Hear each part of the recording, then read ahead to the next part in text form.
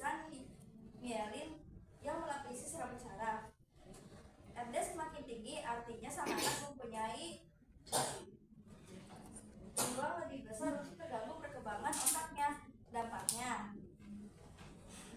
bukan kemampuan kognitif seperti kemampuan belajar, memori, dan kefokusan yang akan terganggu, namun juga akan muncul masalah sosial emosional.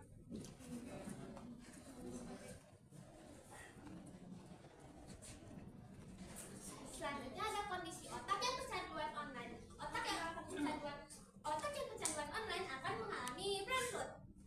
Ternyata otak yang sudah kecanduan scrolling akan mengalami masalah di eksternal kapsul dan korpus kalosum. Di gambar ini, nilai FE yang rendah ternyata terhubung langsung dengan tingkat kecemasan dan ketagihan HP. Artinya orang yang mengalami kecanduan internet akan sulit untuk meregulasi emosi, rentan dengan kecemasan, dan tidak mudah untuk mengambil keputusan. Ngomong-ngomong, Aiko, eksternal kapsul sama korpus kalosum itu apa ya? Aku mulai dari korpus kalosum dulu ya. Kalau eksternal kapsul itu adalah struktur yang berbentuk seperti jaringan saraf yang berada di antara claustrum dan putamen. Struktur ini menghubungkan lobus occipital, frontal, dan temporal. Sedangkan kalau korpus kalosum adalah struktur yang berada di antara otak kiri dan kanan. Struktur ini terletak di bagian tengah otak. Oh begitu ya, itu aku jadi sekarang ngerti nih apa itu eksternal kapsul dan korpus kalosum. Selanjutnya, mari kita lihat data perbandingan antara orang yang bermain gadget secara berlebihan dan yang tidak.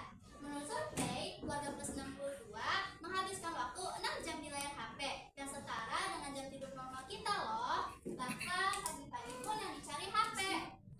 Artinya, zaman sekarang siapa yang waktu istirahatnya tidak terkontaminasi oleh HP maupun media sosial.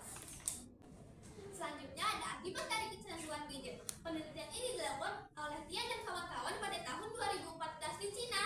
Ini menemukan bahwa saat bermain game online yang sudah kecanduan akan terjadi penurunan di 3 bagian otak ini yang berwarna hijau muda.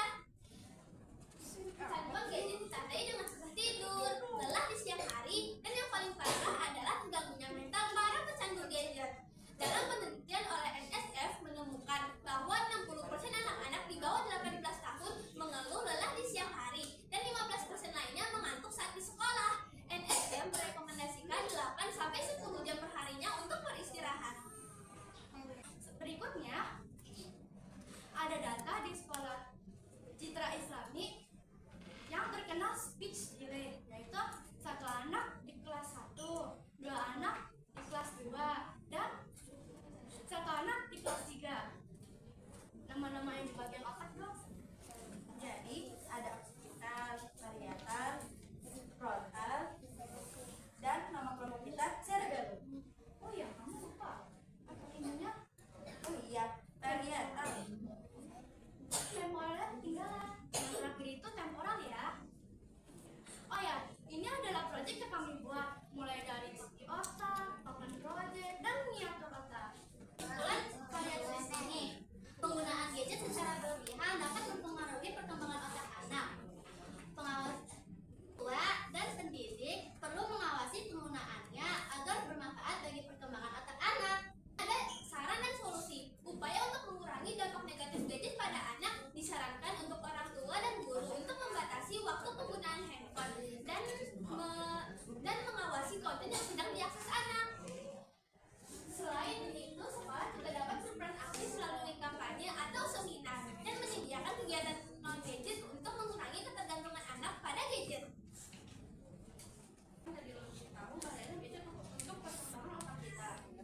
Tentunya dalam pemaparan kami masih ada kekurangannya karena kami masih dalam proses belajar dan kegiatan ini sangat bermanfaat untuk kami dan berkesan untuk kami. Bismillah, Allahu Akbar. Ada analisa penggunaan HP ya di HP-nya masing-masing kan? Ya. Berapa lama itu Kak? Pernah ada yang tahu? 1 hari aja? Kamu Pak? Kakak? Ya, coba. Pernah sampai berapa Kak? Kira-kira Kak? Aku tuh kemarin sempat ke pengaturan HP aku terus Oh iya. aku tuh main HP sehari berapa dan dari situnya sih aku main 3 jam per hari.